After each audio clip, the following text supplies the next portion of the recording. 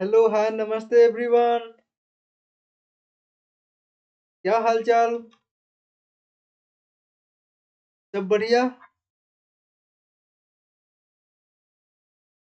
पढ़ाई कैसे चल रही है?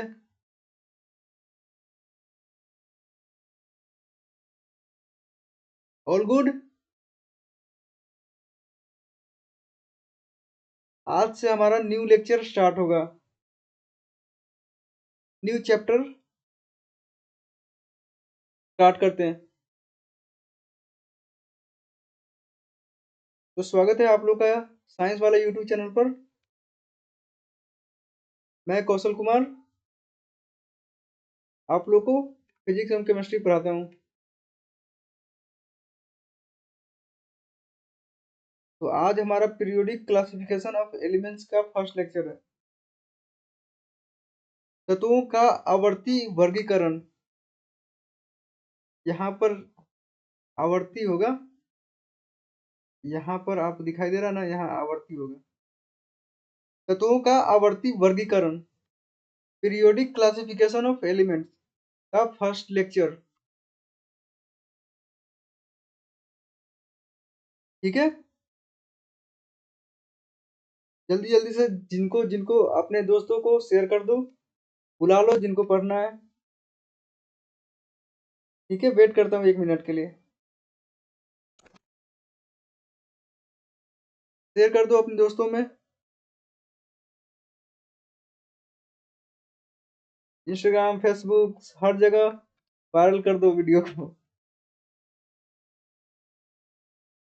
यह हमारा लास्ट चैप्टर है ना केमिस्ट्री का। क्लास 10th के लास्ट चैप्टर है। इसके बाद मेरा सारा कोर्स खत्म हो जाएगा पढ़ाने का। फिजिक्स का मैंने विद्युत धारा तक पढ़ा रखा है। और आगे का लेक्चर अगर टाइम रहेगा तो मैं देखूंगा, नहीं तो दूसरे टीचर जो मेरे टीममेट्स हैं उनको मैं बोलूंगा करने के लिए। ठीक है। तो समझ लीजिए कि ये यह आखिरी चैप्टर ये मेरे जो मैं पढ़ाने वाला हूँ केमिस्ट्री का।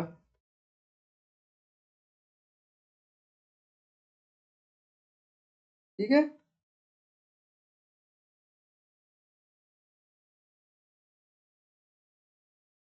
तो स्टार्ट करते हैं लेक्चर को।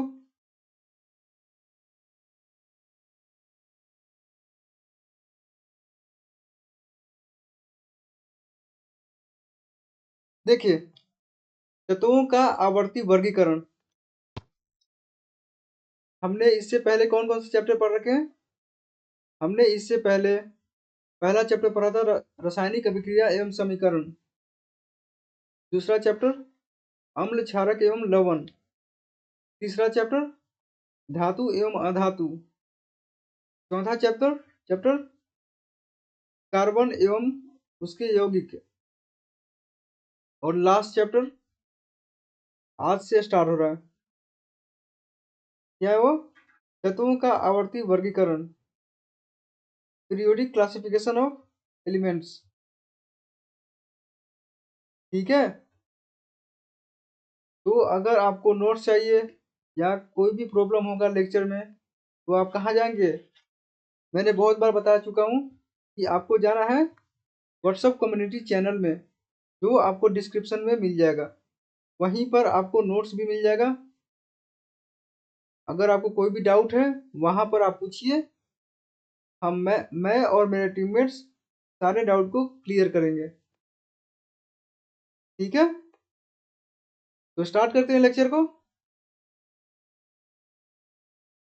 सबको शेयर कर दिया आपने? स्टार्ट करते हैं। देखिए,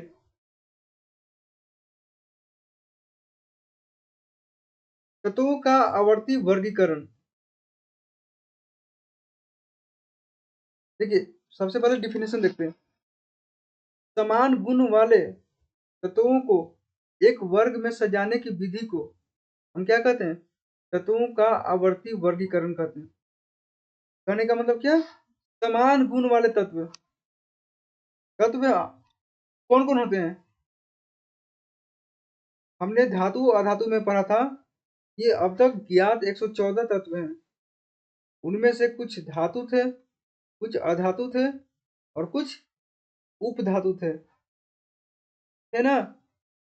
तो धातु समान गुण वाले तत्व मत कहने का मतलब क्या कि मान लीजिए किसी का जैसे धातु हो गया तो सारे धातु का गुण समान होता है ना। और अधातु हो गया तो सारे अधातु का गुण एक समान होता है। और उपधातु हो गया, उपधातु का भी समान गुण होता है, सारे उपधातु का समान गुण होता है। तो इनको हम किस किस रूप में बांटे हम इन सबको गुणों के रूप में ही बांटे ना हम। सबको गुणों के आधार पर ही हम ना तत्वों को बांटे हैं। गुण के आधार पर हमने धातु अधातु एवं उपधातु के रूप में बांटा था। धातु अधातु चैप्टर में मैंने इसको एक्सप्लेन किया था। तो वही बोल रहा है कि समान गुण वाले तत्वों को एक वर्ग में सजाने की विधि को तत्वों का आवर्ती वर्गीकरण कहते हैं। ठीक है, मतलब पूरे धातु को एक अलग दे दिया और धातु को एक अलग सजा के दे दिया और उपधातु को एक अलग सजा के दे दिया। तो इन सबको एक वर्ग में सजा दिया, एक वर्ग में धातु को अधातु को और उपधातु को एक वर्ग में सजा के दे दिया। तो इस वर्ग के क्या कहते हैं, इस वर्गीकरण को हम कहते हैं तत्वों का आवर्ती वर्गीकरण। ठीक है, अच्छा देख इसका एक रियल लाइफ एग्जांपल क्या है। आप क्लास में जाते हो तो आपने देखा होगा लड़का एक तरफ बैठा है, लड़की एक तरफ बैठी है ना। क्यों, ऐसा क्यों होता है? क्योंकि लड़कों का गुण अलग होता है, लड़कियों का गुण अलग होता है। लड़कों का नेचर अलग होता है, लड़कियों का नेचर अलग होता है ना। तो हम उनको अलग अलग क्यों करते हैं? क्योंकि उनको उनका जो गुण होता है, उनका चाल होता है, उनका चलने का ढंग, उनके उनके मतलब सब चीज सारा डिफरेंस होता है ना। लड़का का लड़की से डिफरेंस होता है बहुत कुछ। तो इसीलिए उनको हम अलग अलग रखते हैं। ठीक है, तो उसी तरह तत्वों में भी बहुत ऐसे तत्व होते हैं जिनका गुण एक समान होता है, किसी का गुण अलग होता है। तो समान समान गुण वाले जो तत्व होते हैं, जो आपस में समान समान होते हैं, उनको अलग कर दिया। तो मान लीजिए एक धातु हो गया, धातु को इस तरफ मान लीजिए मैंने सजा के रख दिया और अधातु को मैंने इस तरफ रख दिया और उपधातु जो हो गया इसको यहाँ रख दिया बीच में। क्योंकि उपधातु का तो गुण होता है जिसमें धातु और अधातु दोनों का गुण होता है ना। उपधातु हम किसे कहते हैं? उपधातु हम उसे कहते हैं जिसमें धातु एवं अधातु दोनों का गुण होता है, तो उनको बीच में रखते हैं। ठीक है, धातु को अलग कर दिया, अधातु को अलग कर दिया। तो वही बोल रहा है, डिफिनेशन समझ में आ गया आपको? अब तक इतना समझाने का मेरा यही मकसद था तो कि आपको डिफिनेशंस को अच्छे से समझ में आ सके। ठीक है ना, तो समझ में आ गया। समान गुण वाले तत्वों को एक वर्ग में सजाने की विधि को हम कहते हैं तत्वों का आवर्ती वर्गीकरण। क्लियर है? अब आगे देखिए, देखिए अब स्टार्टिंग में ऐसा थोड़ी था कि कोई आया और आसानी से पता चल गया कि इन सब का गुण सेम है तो इनको अलग कर दिया, इन सब का गुण अलग है तो इनको अलग कर दिया और डायरेक्ट मतलब आया और सीधा अलग कर दिया। ऐसे डायरेक्ट थोड़े हुआ था, नहीं ना। उसको करने के लिए बहुत सारा एक्सपेरिमेंट हुआ कि किनके गुण सेम है, किनके गुण अलग हैं। तो उसको एक्सपेरिमेंट करने के लिए बहुत सारे वैज्ञानिक सामने आए। अब उन वैज्ञानिकों को हम धीरे आगे आगे पढ़ेंगे कौन कौन वैज्ञानिक थे जो इन वर्गीकरण में अपना अपना योगदान दिया। ठीक है, तो वर्गीकरण में अपना अपना योगदान देने वाले हम मेन जो ऐसे तो बहुत लोग थे लेकिन मेन तीन चार जो थे उनका ही हम अध्ययन करेंगे इस चैप्टर में। क्योंकि आपने पूरा पढ़ने के लिए पूरे वैज्ञानिक का नाम पढ़ना आसान नहीं है ना। जो जो मेन है उनका ही हम पढ़ सकते हैं, जो बहुत सटीक आंसर सटीक जिन्होंने अपना विश्लेषण या थ्योरम दिया था वर्गीकरण करने में। ठीक है, तो देखिए अव्यवस्थित को व्यवस्थित करना, तत्वों के वर्गीकरण के प्रारंभिक प्रयास क्या थे? तत्वों के वर्गीकरण को के प्रारंभिक प्रयास क्या थे? जो स्टार्टिंग में जो जिन्होंने प्रयास किया था वह क्या था, तो उनके बारे में हम देखते हैं, स्टार्टिंग से देखेंगे। देखिए, विभिन्न प्रकार के वस्तुओं एवं प्राणियों को हम उनके गुण धर्मों के आधार पर वर्गीकृत करते हैं ना। गाय को सारे गाय प्रजाति को एक तरफ रखते हैं, सारी भैंस प्रजाति को एक तरफ रखते हैं, सारी कुत्ता हो गया, बिल्ली हो गया, सब प्रजाति को अलग अलग रखते हैं ना। क्यों? क्योंकि उनके गुण धर्म अलग अलग होते हैं ना। तो गुणों के आधार पर हम उसको अलग अलग बांटते हैं। ठीक है, तो वैसे ही तत्वों को भी गुणों के आधार पर हम क्या करते हैं, वर्गीकरण करते हैं। ठीक है, तो सबसे पहले एक वैज्ञानिक आए थे, कौन? John Dalton. उन्होंने कौन सा सिद्धांत दिया था? जॉन डाल्टन ने परमाणु के सिद्धांत की स्थापना जॉन डाल्टन के परमाणु के सिद्धांत की स्थापना के बाद 19वीं 19वीं शताब्दी के प्रारंभ में कुछ ऐसे तत्वों की जानकारी हुई जिनके गुण आपस में समान थे। जब जॉन डाल्टन ने परमाणु के सिद्धांत दिया था, परमाणु के बारे में बताया था, तो उसके बाद 19वीं सदी, मतलब 1800 से लेकर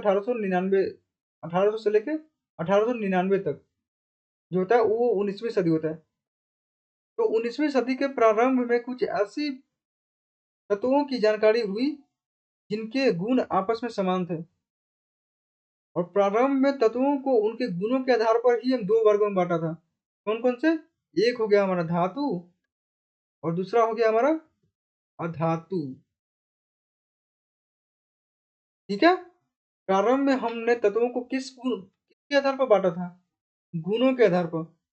और गुण हमने पढ़ रखा है धातु अधातु चैप्टर में। धातु के कौन से गुण होते हैं, अधातु के कौन से गुण होते हैं, और कैसे हम बांटते हैं दोनों को।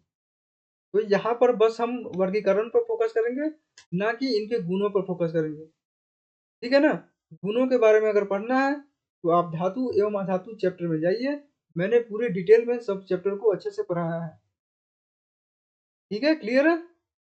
देखिए आगे, तत्वों के वर्गीकरण का प्रयास उनके परमाणु द्रव्यमान के आधार पर किया जाने लगा। इसके आधार पर स्टार्टिंग में सबसे पहले तत्वों का वर्गीकरण किसके आधार पर किया गया? एक एक चीज याद रखिएगा, क्योंकि सब चीज एक दूसरे से लिंकेज होगा। क्योंकि वर्गीकरण करना स्टार्ट किया तो एक एक वैज्ञानिक आते गए, अपना अपना थ्योरम देते गए, और सुधार होते गया। लास्ट में एक अच्छा वैज्ञानिक, मतलब एक सुधार होते गया, और लास्ट में एक प्रॉपर वर्गीकरण हुआ जो हम आगे पढ़ेंगे। अभी मैं नहीं बताऊंगा क्योंकि सस्पेंस रखना जरूरी है, नहीं तो पढ़ने में मजा ही नहीं आएगा। ठीक है, तो देखिए, सबसे पहले तत्वों के वर्गीकरण के लिए परमाणु द्रव्यमान को ही माना गया आधार। परमाणु द्रव्यमान के आधार पर ही हम तत्वों का वर्गीकरण करना स्टार्ट किया गया सबसे पहले। ठीक है, देखिए, अब आते हैं पहला वैज्ञानिक कौन है? जो डोबेराइनर के, ठीक है, सबसे पहला वैज्ञानिक आए थे डोबेराइनर, जिन्होंने अपना त्रिक दिया था। डोबेराइनर ने अपना त्रिक दिया था कब? 1817 में। अभी बताया था ना 19वीं सदी के प्रारंभ में। तो 19वीं सदी का प्रारंभ कब से स्टार्ट होता है? 1800 से। 1800 से लेकर 1899 आखिरी होता है। तो 1817 क्या प्रारंभ ही है ना। तो 19वीं सदी के प्रारंभ में पहले आए थे एक डुबे राइनर, एक वैज्ञानिक थे। उन्होंने अपना एक ट्रिक दिया था। वह कौन सा ट्रिक है? वह ट्रिक है, देखिए, कि यदि समान, तो कलर चेंज करना, यदि समान गुण वाले तीन तीन तत्वों को परमाणु द्रव्यमानों के बढ़ते हुए क्रम में अगर सजाया जाए तो बीच वाले तत्व का परमाणु द्रव्यमान शेष दो तत्वों के परमाणु द्रव्यमान के औसत के लगभग बराबर होता है। इसको समझ में आया? इस स्टेटमेंट को कहने का मतलब समझ में आया? त्रिक का मतलब क्या होता है? त्रिक का मतलब तीन तीन तत्व, उन्होंने तीन तीन तत्व को परमाणु द्रव्यमान को बढ़ते हुए क्रम में सजाया। जैसे यहाँ देखिए, अभी पहले डिफिनेशन समझते फिर एग्जाम्पल समझेंगे। उन्होंने कह रहा है, उनका कहना क्या था कि यदि समान गुण वाले तीन तीन तत्व तीन तीन तत्व के परमाणु द्रव्यमान, जैसे मान लीजिए कोई तीन तत्व है, उनके परमाणु द्रव्यमान को बढ़ते हुए क्रम में, बढ़ते हुए क्रम में कहने का मतलब सबसे जो छोटा होगा तीनों में से उसको लिखेंगे, उसके द्रव्यमान को लिखेंगे, फिर उससे बड़ा वाला जो द्रव्यमान होगा उसको लिखेंगे, फिर उससे बड़ा वाला द्रव्यमान उसको लिखेंगे। मतलब उन तीनों को आरोही क्रम में सजा दिए। और और जो बीच वाला तत्व है, बीच वाला तत्व का जो परमाणु द्रव्यमान है, बीच वाला तत्व का जो परमाणु द्रव्यमान है वह शेष दो तत्वों के परमाणु द्रव्यमान के औसत के बराबर है। औसत का मतलब क्या कि दोनों, जो सबसे ऊपर वाला, जो सब और जो सबसे नीचे वाला, उन सबको जोड़ दूंगा और उसको दो से डिवाइड कर दूंगा। तो वो जो डिवाइड करने के बाद जो आंसर आता है वो बीच वाले तत्व के परमाणु द्रव्यमान के बराबर होगा। इसको अभी समझ में तो नहीं आया होगा, देखिए एग्जाम्पल समझते हैं। और इस नियम को ही कहते हैं क्या, डोबेराइनर का ट्रिक कहते हैं। ठीक है, देखिए इसको एग्जाम्पल से समझते हैं। उन्होंने तीन ट्रिक दिया था, तीन ट्रिक दिया था, कौन कौन, एक ए वाला और एक ए वाला और एक ए वाला। और पहला ट्रिक में क्या दिया था उन्होंने, लिथियम, लिथियम सोडियम पोटेशियम, यह तीन ट्रिक दिया था उन्होंने। क्या क्या, लिथियम, याद रखिएगा ये जो ट्रिक है मैं बता रहा हूँ उसको याद रखना है आपको। कौन कौन सा, लिथियम, सोडियम, पोटेशियम, एक पहला ट्रिक हो गया। दूसरा क्या था, कैल्शियम, स्ट्रोंशियम, बेरियम। याद रखिए या लिख लीजिए कॉपी पर, वैसे भी मैं नोट्स दे दूंगा आपको डिस्क्रिप्शन में, व्हाट्सएप चैनल में ज्वाइन होइए, वहाँ नोट्स मांगिए, आपको नोट्स वहाँ मिल जाएंगे। ठीक है, तो दूसरा क्या, कैल्शियम, स्ट्रोंशियम, बेरियम। और तीसरा, तीसरा है क्लोरीन, ब्रोमीन और iodine.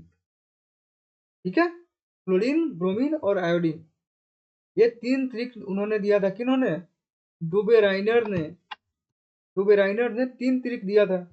Lithium, sodium, potassium, calcium, strontium, barium, chlorine, bromine और आयोडीन। ठीक है, अब देखिए उनका कहना क्या था कि तीन तत्वों को उनके परमाणु द्रव्यमान के बढ़ते हुए क्रम में सजाएं तो बीच वाले तत्व का परमाणु द्रव्यमान शेष दो तत्वों के परमाणु द्रव्यमान के औसत के लगभग बराबर होता है। अब इसको समझते हैं यहाँ से, इस एग्जाम्पल से।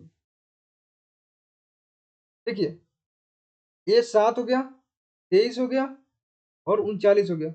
इनको इनको बढ़ते हुए क्रम में कैसे होगा, ऐसे होगा ना, बढ़ते हुए क्रम में ऐसे, सबसे पहले 7 लिखेंगे, फिर उसके बाद 23 लिखेंगे, फिर उसके बाद 39 लिखेंगे। तो वो क्या करे कि 7 और 39 को जब हम औसत लेंगे, 7 और 39 का औसत लेंगे, तो औसत लेंगे तो वो 23 के बराबर आना चाहिए, 23 के बराबर आना चाहिए। मतलब बीच वाले जो तत्व का जो परमाणु द्रव्यमान है वह शेष दो परमाणु द्रव्यमान के औसत के बराबर होता है। और इसका औसत कैसे निकालते हैं, इन दोनों को जोड़ के, 7 और 39 को जोड़ के दो से भाग दे देंगे, क्योंकि दो परमाणु है, एक एक 7 हो गया और एक 39 हो गया। दो परमाणु द्रव्यमान को ऐड करेंगे तो दो से डिवाइड भी करेंगे ना, औसत ऐसे ही निकलता है ना। औसत निकालने तो आपको आता होगा, 10वीं में चल गए तो आपको तो औसत निकालने आना चाहिए। तो ऐसे निकलता है, 7 और 39 को जोड़ के और दो से डिवाइड कर दिया, तो कितना आ गया मेरा, 23 आ गया। कितना आ गया, 23 आ गया। अब ये बताइए, ये 23 जो है हमारा, ये मेरा जो 23 है वह इसके बराबर है कि नहीं है, बीच वाले के बराबर है कि नहीं है ना। तो यह ट्रिक काम किया कि नहीं किया, यह ट्रिक काम किया। तो इसी को कहते हैं डोबे राइनर ट्रिक। ठीक है, डोबे राइनर ट्रिक। अब दूसरा देखिए, 40, 88 और 137, कैल्शियम का होता है 40, स्ट्रोंशियम का होता है 88 परमाणु द्रव्यमान, बेरियम का होता है 137 परमाणु द्रव्यमान। तो अब देखिए, इस 40 को और 137 को का औसत लेंगे और बीच वाले के बराबर आना चाहिए, बीच वाले के बराबर आना चाहिए। तो 40 और 137 में 2 से डिवाइड किया, मतलब औसत निकाला, तो हमारा कितना आ रहा है, 88.5 आ रहा है, 88.5। यह लगभग लगभग 88 के बराबर ही है ना, 80 वो 88.5 है, मतलब आधा ज़्यादा है। मतलब हम कह सकते हैं कि लगभग लगभग बराबर ही है। इतना एक्यूरेट नहीं होता है, कभी कभी, कभी कभी आधा पॉइंट आगे आगे या पीछे हो सकता है, लेकिन उसको हम बराबर मान सकते हैं, क्योंकि वो तो अनुमान लगा रहे थे ना। डुबेराइनर जो थे स्टार्टिंग में क्या कर रहे थे, अनुमान लगा रहे थे, तो अनुमान के हिसाब से ये भी सही हो गया, सेकेंड सेकेंड ट्रिक भी सही हो गया इनका, हो गया ना। अब तीसरा का देखिए, क्लोरीन का होता है परमाणु द्रव्यमान 35.5 और ब्रोमीन का होता है 80 और आयोडीन का होता है 127। तो ये बीच का जो 80 है, इन दोनों के औसत के बराबर होना चाहिए ना। तो 35.5 और 127 में हम इन दोनों को जोड़ के 2 से डिवाइड कर दिया, मतलब औसत निकाल दिया। तो औसत निकाले तो क्या आ गया, 81.25। अब ये जो है लगभग लगभग 80 के बराबर है कि नहीं है, जस्ट 1.25 आगे है, तो लगभग लगभग इसको हम बराबर मान सकते हैं ना, लगभग लगभग, क्योंकि ये तो अनुमान लगाया जा रहा है, अनुमान लगाया, उन्होंने वैज्ञानिक था तो उन्होंने अनुमान लगाया, तो अनुमान सटीक सटीक बराबर हो वो जरूरी नहीं ना है, थोड़ा सा आगे पीछे हो सकता है। तो देखिए, तो वही, तो ये तीनों तरीके काम कर रहा था उनके हिसाब से, उन डोबेराइनर के हिसाब से ये तीनों तरीके उनका काम कर रहा था। तो उन्होंने ऐसे ही ये थ्योरम दे दिया था, ये थ्योरम उन्होंने दे दिया था, ठीक है ना। डोबेराइनर की ट्रिक आपको याद रहेगा, थ्योरम याद रहेगा, और ये तीनों याद रहेगा। ये 5 नंबर ऑब्जेक्ट 5 नंबर में जरूर पूछता है, या 2 नंबर में पूछ देगा। तो आपको एग्जाम्पल देना है और डिफिनेशन बताना है, उनका थ्योरम है उनको बताना है कि क्या थ्योरम था, ठीक है। क्या क्या था, लिथियम सोडियम पोटेशियम और कैल्शियम स्ट्रोंशियम बेरियम और क्लोरीन ब्रोमीन और आयोडीन, ठीक है ना। ठीक है,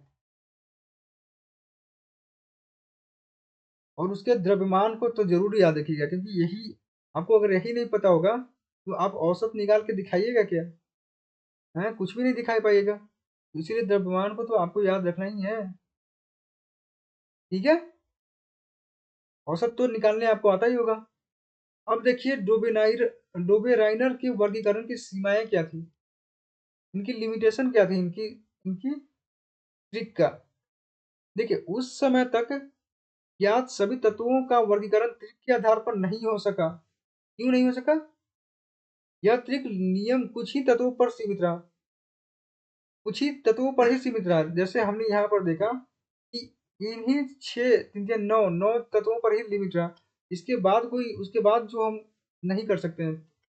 उन्होंने 3 ही ट्रिक निकाल पाया था, बाकी उनको उनके आगे तत्व गए, कैल्शियम आयोडीन के आगे, मतलब और अलग अलग तत्वों पर उन्होंने ट्रिक देखा तो वो काम ही नहीं कर रहा था, उनका ट्रिक काम नहीं कर रहा था बाकी तत्वों पर, केवल इन तीनों ट्रिक पर ही काम कर रहा था, इन्हीं तीनों पर काम कर रहा था, बाकी अलग अलग तत्वों पर काम नहीं किया। तो उनका उनका वह फेल हो गया, उनका जो वर्गीकरण था वह क्या हो गया, आगे जाके फेल हो गया, क्योंकि 3 पर ही काम कर रहा, तीन ट्रिक पर काम कर रहा, लेकिन तत्व तो बहुत ज्यादा था। तो क्या हो गया, वह ट्रिक जो है फेल हो गया। उस समय तक ज्ञात तत्वों में केवल 3 ट्रिक ही ज्ञात हो सके थे, केवल कितने कितने ज्ञात हुए, 3 ट्रिक ही ज्ञात हो चुका था, बाकी हो ही नहीं रहा था, ठीक है। तो यही उनके वर्गीकरण का फेल्यूर का कारण था। 3 के अलावा उनके बाद, उनके 3 ट्रिक के बाद उनका जो वर्गीकरण है किसी और तत्व पर लागू नहीं हो रहा था, ठीक है। डोबेराइनर ने अपना जितना भी मेहनत किया, वो भी कोई भी वो भी मतलब सराहनीय है, क्योंकि इतना भी करना किसी भी वैज्ञानिक के लिए आसान नहीं होता। उन्होंने एक रास्ता तैयार कर दिया कम से कम, कि उस रास्ते पर अब जाना, हमें हम जाएंगे तो हमें कोई प्रॉब्लम नहीं होगा। अब उसी रास्ते पर चलकर एक नए वैज्ञानिक आए, उन वैज्ञानिक का नाम क्या था, न्यूलैंड्स। डोबेराइनर ने जो ट्रिक दिया था, उनको स्टडी करके, उनको पढ़कर आगे एक और वैज्ञानिक ने अपना वर्गीकरण दिया। उनका क्या नाम था, उनका नाम था न्यूलैंड्स, ठीक है। तो न्यूलैंड्स ने क्या दिया, देखिए 1866 ईस्वी में इंग्लैंड के वैज्ञानिक जॉन एलेक्जेंडर न्यूलैंड्स ने तत्वों को उनके परमाणु द्रव्यमानों के बढ़ते हुए क्रम में सजाया। ये भी उन्होंने किया, वैसे ही किया जैसे डुबराइनर ने किया था, तत्वों के परमाणु द्रव्यमानों के बढ़ते हुए क्रम में इन्होंने भी सजाया। तो इन्होंने पढ़ा होगा पहले, डुबराइनर को था ना, डुबराइनर को पहले इन्होंने पढ़ा होगा, अब उनके जो फेल हो गया तो उन फेलुअर पर इन्होंने करना स्टार्ट किया। ठीक है, उनका जो ट्रिक था, उनके जो फेलुअर था, उनके फेलियर पर इन्होंने काम करना स्टार्ट किया न्यूटन ने। तो अपना अलग एक और नया दे दिया। लेकिन उन्होंने भी परमाणु द्रव्यमान के बढ़ते हुए क्रम को ही अपना आधार माना, ना कि किसी और चीज को। ठीक है, परमाणु द्रव्यमान के बढ़ते हुए क्रम को ही अपना आधार माना, परमाणु द्रव्यमान को ही इन्होंने आगे बढ़ाया। इन्होंने न्यूलन ने, और उन्होंने कब दिया था? 1866 में। और उन्होंने क्या दिया था? डुबेनाइनर ने कब दिया था? 1821 में था ना? 17 में, 1817 में, 1817 में था। तो ये सब 19वीं सदी में चल रहा है, 19वीं सदी के प्रारंभ में चल रहा है। तो 1866 में इन्होंने दिया, याद रखिएगा। क्या दिया था इनका? इनका नियम क्या था? इनका नियम पढ़ते हैं।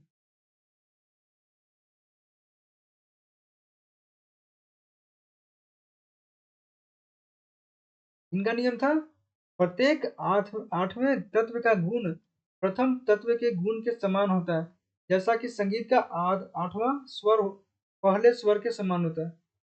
इन्होंने बताया जब हम परमाणु द्रव्यमानों तत्वों के परमाणु द्रव्यमानों को हम बढ़ते हुए क्रम में सजाएंगे तो प्रत्येक आठवें तत्व, एक, दो, तीन,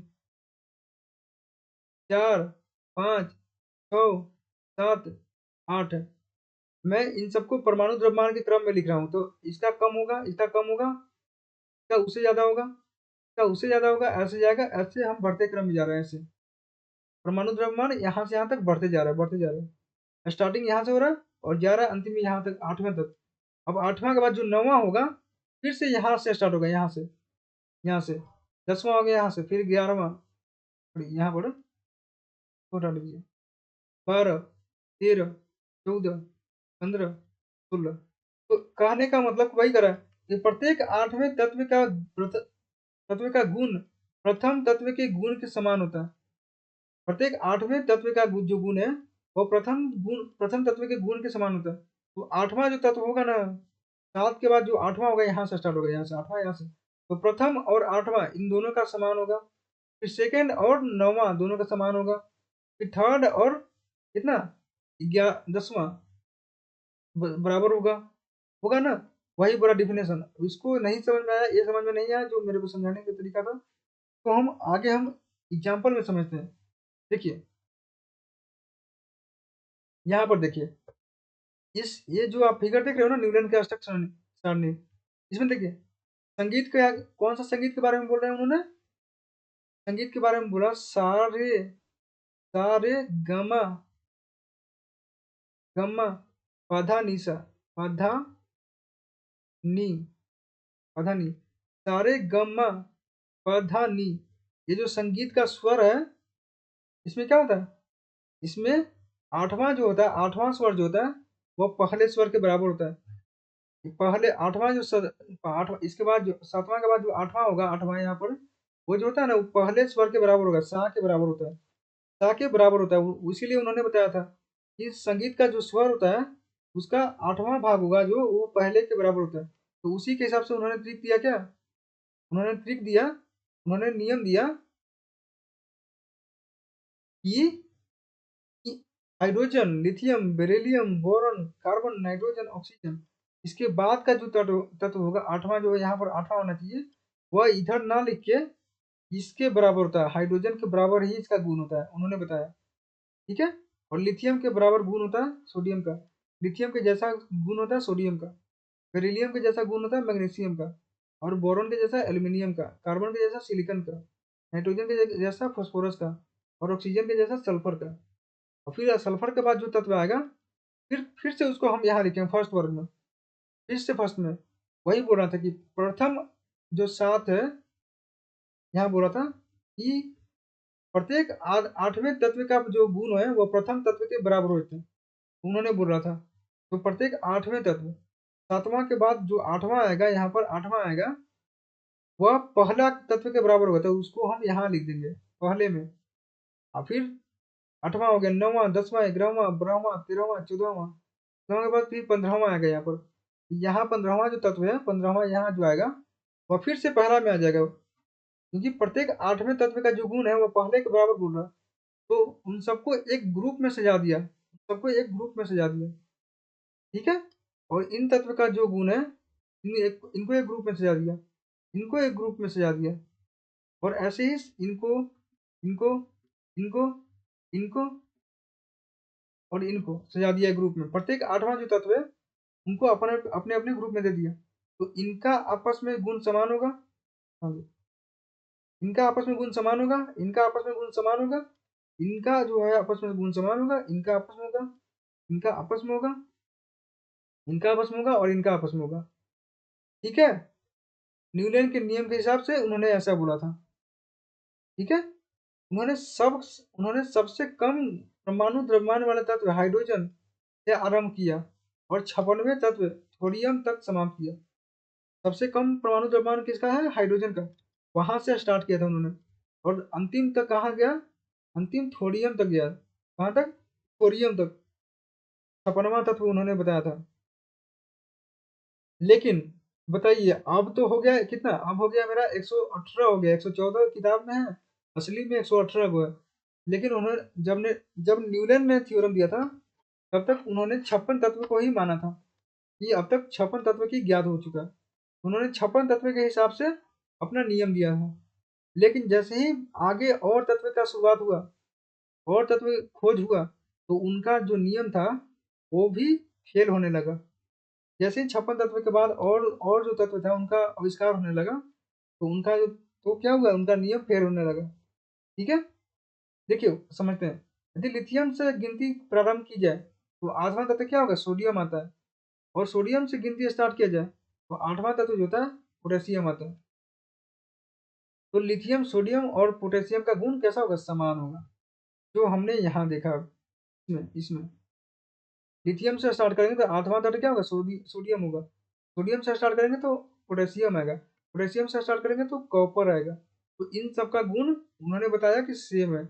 लिथियम, सोडियम, पोटेशियम का गुण सेम है, उन्होंने बताया, ठीक है ना। और डोबेराइनर ने भी बताया था क्या? लिथियम, सोडियम, पोटेशियम का गुण समान होता है, बताया था ना।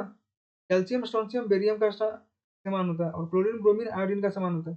तो ये ट्रिक इन्होंने भी फॉलो किया।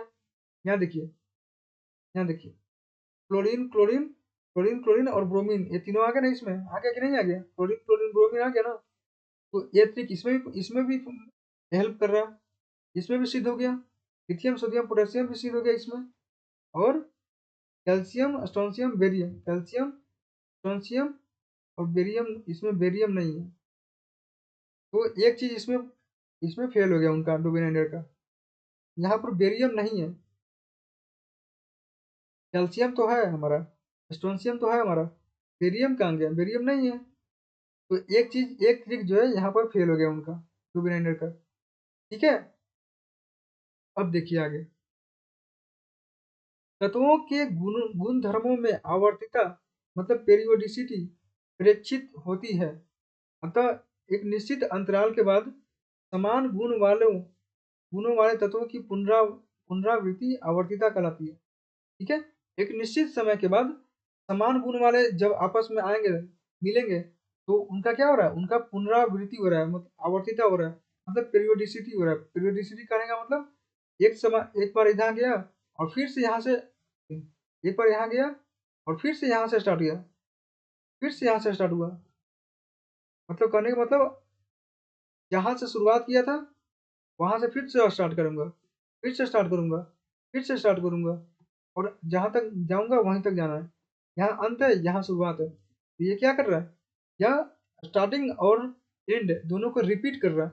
स्टार्टिंग मतलब शुरुआत, और एंड मतलब अंत। शुरुआत और अंत दोनों को बार बार रिपीट कर रहा है, रिपीट कर रहा है।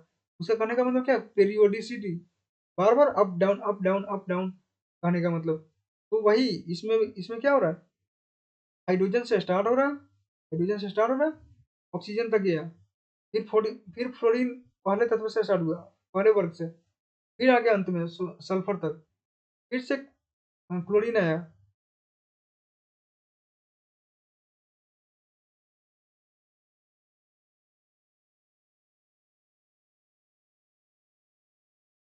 पहला वर्ग में हाइड्रोजन है, लास्ट में गया ऑक्सीजन, फिर पहला तत्व में आ गया फ्लोरीन, फिर गया सल्फर, फिर पहला तत्व में आ गया क्लोरीन, फिर गया फेरम, फिर पहला तत्व में आया कोबाल्ट और निकल, फिर आया सेलेनियम, फिर ब्रोमीन, फिर यहाँ पर अभी तक आविष्कार नहीं हुआ। ठीक है, तो वही कर रहा है कि पेरियोडिसिटी दर्शा रहा है, आवर्तिता दर्शा रहा है। प्रत्येक सातवें तत्व के बाद वह रिपीट कर रहा है, फिर प्रत्येक सातवें के बाद फिर रिपीट कर रहा है। ठीक है, इसको समझ में आया। आवर्तिता प्रेक्षित होती है, तत्वों के गुण धर्मों में आवर्तिता प्रेक्षित होती है। अब देखिए, जैसे डुबेराइनर का जो फेल हुआ था, तो उनकी कुछ सीमाएं थी, जो उन्होंने जो ट्रिक दिया था उनका कुछ सीमाएं थी।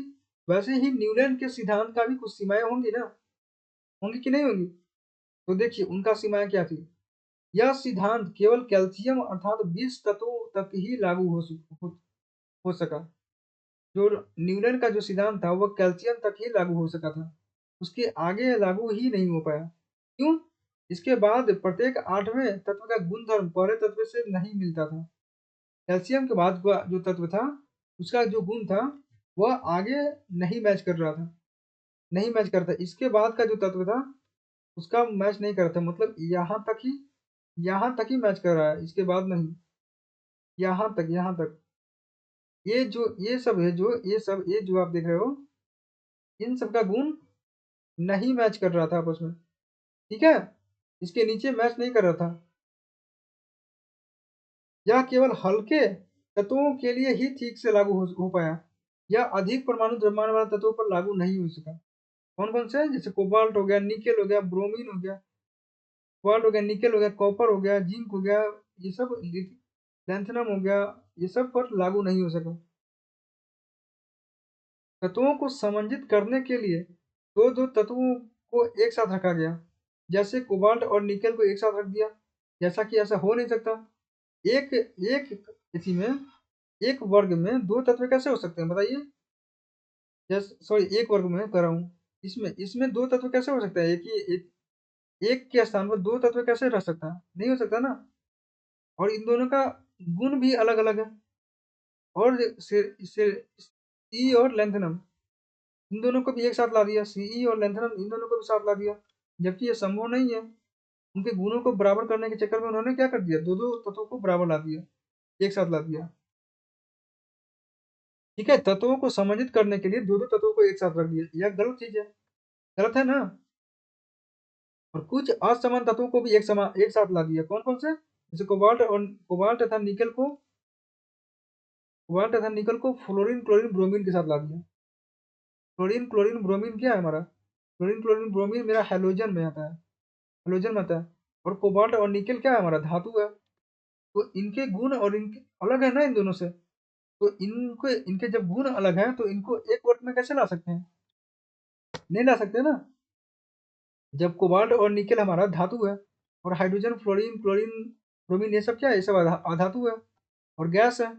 तो इनको हम कोबाल्ट निकल के वर्ग में हम कैसे रख सकते हैं? नहीं रख सकते। तो वही बोल रहा है कि कुछ असमान तत्वों को एक स्थान में रख दिया, असमान तत्वों को भी एक स्थान पर रख दिया। जैसे कोबाल्ट और निकल को फ्लोरीन क्लोरीन ब्रोमीन के साथ रख दिया, जबकि इनके गुणधर्म कोबाल्ट तथा निकल से भिन्न है, अलग है। फेरम को कोबाल्ट तथा निकल से अलग रखा, जबकि इनके गुण धर्मों में समानता है। ये जो फेरम है, कहाँ गया?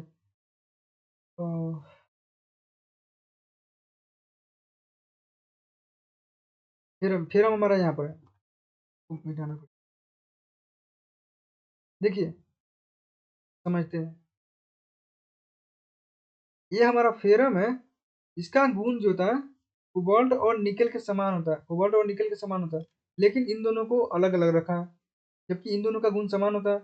और रखा कहाँ है? क्लोरीन क्लोरीन और हाइड्रोजन के साथ, जबकि इनका गुण अलग अलग होता है। तो अलग अलग गुण है तो क्यों रखा साथ में? और फेरम और कोबाल्ट और निकल का समान समान गुण है, तो इनको साथ क्यों नहीं रखा? समान गुण वाले को साथ रखना चाहिए ना। तो यहाँ पर उनका जो नियम था न्यूटन का, वह फेल हो गया। यहीं पर वो नियम फेल हो गया। ये 5 आप नियम आप दे दोगे एग्जाम में, एग्जामिनर आपको 5 में 5 नंबर दिए बिना वो रह नहीं सकता है। ठीक है, एग्जामिनर खुश हो जाएगा आपसे कि हाँ बच्चे ने अच्छे से एक्सप्लेन किया है। ठीक है, और एक और है, छठा भी एक और है कि निष्क्रिय गैस का आविष्कार हो जाने पर बाद में क्या हुआ, बाद में निष्क्रिय गैस का भी आविष्कार हो गया। तो आठवें जो तत्व था उसके बदले नौवें तत्व प्रथम तत्व के समान होने लगा। जब निष्क्रिय गैस का आविष्कार हो गया, निष्क्रिय गैस कौन होता है, हीलियम, नियोन, आर्गन सब होता है निष्क्रिय गैस। तो ये जो यहाँ पर निष्क्रिय गैस का आविष्कार हुआ, तो आठवां तत्व जो था, यहाँ फ्लोरीन आठवां तत्व हो रहा था ना, तो अब जो है नौवां तत्व पहले तत्व के बराबर हो जाएगा, पहले वर्ग के बराबर होगा। ठीक है, नौवां जो वर्ग होगा वह पहले वर्ग के बराबर होगा, ना कि आठवां। तो यहाँ पर आठवां यहाँ रख देंगे, आठवां को ऐसे वर्ग में लिख देंगे, तो यहाँ पर फ्लोरीन हो जाएगा, यहाँ क्लोरीन हो जाएगा, यहाँ ब्रोमीन हो जाएगा, यहाँ आगे जाके आयोडीन हो जाएगा। और जो नवा आने वाला है, जो नवा आने वाला है वह जो है पहले वर्ग में आ जाएगा, मतलब यहाँ पर आएगा, यहाँ पर आएगा, ऐसे आएगा। ठीक है, ना कि आठवां। अभी तो न्यूटन के हिसाब से आठवां जो तत्व था, आठवां वर्ग का जो तत्व था वह पहले वर्ग के समान था ना। लेकिन जैसे ही निष्क्रिय गैस का आविष्कार हुआ, जैसे ही निष्क्रिय गैस का आविष्कार हुआ, तो नौवां वर्ग, आठवां यहाँ पर मेरा रखा जाएगा अपने आप, आठवां मेरा वहां रखा जाएगा। नौवां जो है, नौवां उसको हम पहले के बराबर रखेंगे, पहले के। ठीक है, ना कि आठवां। क्लियर, समझ में आ गया? तो वही बोल रहा है, जब निष्क्रिय गैस का आविष्कार हुआ तो आठवें तत्व के बदले नवम तत्व प्रथम तत्व के समान गुण होने लगा। तो इन सब के कारण इनका जो सिद्धांत था वह कैसा हो गया, फेल हो गया। जैसे ही निष्क्रिय गैस, जैसे ही तत्व का और आविष्कार हुआ, तो उनका जो सिद्धांत है फेल होने लगे। और कुछ कुछ तत्व ऐसे थे जैसे अलग अलग गुण धर्म वाले को एक वर्ग में से जाकर रख दिया, जैसे कोबाल्ट और निकेल को, और सेरेनियम और लैंथनम को, इन सबको किसमें रख दिया, इनको इसको रख दिया प्रथम वर्ग में जिसका गुण अलग था, और फेरम को अलग रख दिया जबकि कोबाल्ट और निकेल का समान था। तो समान गुण वाले तत्वों को अलग रख दिया, और असमान गुण वाले तत्वों को एक समान रख दिया, एक साथ रख दिया। तो यह भी उनका एक फेलियर का कारण था। क्लियर है? ये आप अगर दे दोगे एग्जाम्पल में उनको एग्जाम में, तो एग्जामिनर हो जाएगा आपसे। ये एग्जाम्पल बहुत ज़्यादा इंपॉर्टेंट है। ठीक है, तो भूलिएगा नहीं एग्जाम्पल देना, एग्जाम्पल जितना दीजिएगा एग्जामिनर उतना ही ज़्यादा खुश होगा आपसे। ठीक है, तो निष्कर्ष क्या निकलता है? निष्कर्ष यह निकलता है कि उपर्युक्त कारणों से यह नियम अधिक प्रचलित नहीं हो सका और अंत में इसे भी छोड़ दिया गया। लेकिन सर्वप्रथम न्यूटन ने ही अष्टक नियम का मूल मंत्र दिया और तत्वों के परमाणु, द्रव्यमानों तथा उनके गुणों में संबंध बताया। ठीक है, न्यूटन ने ही अष्टक नियम सबसे पहले दिया था। इसके बाद के वैज्ञानिक के लिए इन्होंने रास्ता आसान कर दिया। इसके बाद के जो वैज्ञानिक खोज करेंगे, वर्गीकरण करेंगे, उनके लिए इन्होंने रास्ता आसान कर दिया। क्योंकि इन्होंने अष्टक नियम दे दिया। तो अष्टक नियम जब कोई और वैज्ञानिक पढ़ेगा, तो जो जो गलतियां इन्होंने किया था वो आगे आने वाले वैज्ञानिक गलती नहीं करेंगे। जैसे डोबेराइनर ने किया था गलती, तो उनको पढ़ के न्यूलैंड ने पास किया, मतलब उनको आगे बढ़ के कुछ अच्छा नियम दिया। तो अब इनका फेल हो गया, तो इनके बाद कोई और आ गया वैज्ञानिक जो इनसे अच्छा अच्छा अच्छा ट्रिक देगा, अच्छा सिद्धांत देगा। अगर वो फेल होगा तो उसके बाद कोई और आएगा। तो ऐसे ही ना खोज होता है, ऐसे ही ना किसी नियम का खोज होता है कि जब तक स्टार्टिंग में ही सारा चीज सही थोड़ी मिल जाएगा। स्टार्टिंग में गलतियां करते हैं, गलतियां करते करते करते करते सीखते हैं। जैसे आप बचपन में नर्सरी में नाम लिखवाए थे, तो नर्सरी में नाम लिखवाए थे तो आपने बहुत ज़्यादा गलतियां करते होंगे, लेकिन धीरे धीरे गलतियां करना आप बंद कर दिए। अब आप 10वीं में आ गए हैं, 10वीं में आ गए तो आप मैच्योर एक यंग बच्चे बन गए हैं, जो आप गलतियां कम करते हो गए। ठीक है, तो वही बात है। तो गलतियों से आपने सीख कर 10वीं तक आए हो। ठीक है, तो वही वैज्ञानिक भी करते हैं। स्टार्टिंग में जो खोज करते हैं उनके पास तो कोई रास्ता नहीं होता है, वह एकदम नर्सरी के बच्चे की तरह होते हैं। जैसे जैसे हम आगे बढ़ते हैं, नए नए वैज्ञानिक आते हैं, वह पीछे के वैज्ञानिक के रास्ते को फॉलो करते हैं, उनके जो फेलियर होते हैं उनको सक्सेस में बदलते हैं। जैसे डोबेराइनर का जो फेलियर था, उन्होंने सक्सेस में बदल दिया किसको, न्यूलैंड ने। अब न्यूलैंड के जो फेलियर है उनको हम आगे देखेंगे कि जो आने वाले वैज्ञानिक है वह कैसे सोल्व करेंगे। ठीक है, तो आज के लेक्चर को हम यहीं तक रखते हैं। उम्मीद है कि आपको अच्छे से समझ में आया होगा यह लेक्चर। ठीक है, अगर नोट्स चाहिए तो कमेंट कीजिए, आपको नोट्स मिल जाएगा, या डिस्क्रिप्शन में जाइए, आपको वहाँ नोट्स मिल जाएगा। ठीक है, तो पढ़ाई करते रहिए। All the very best. Thank you.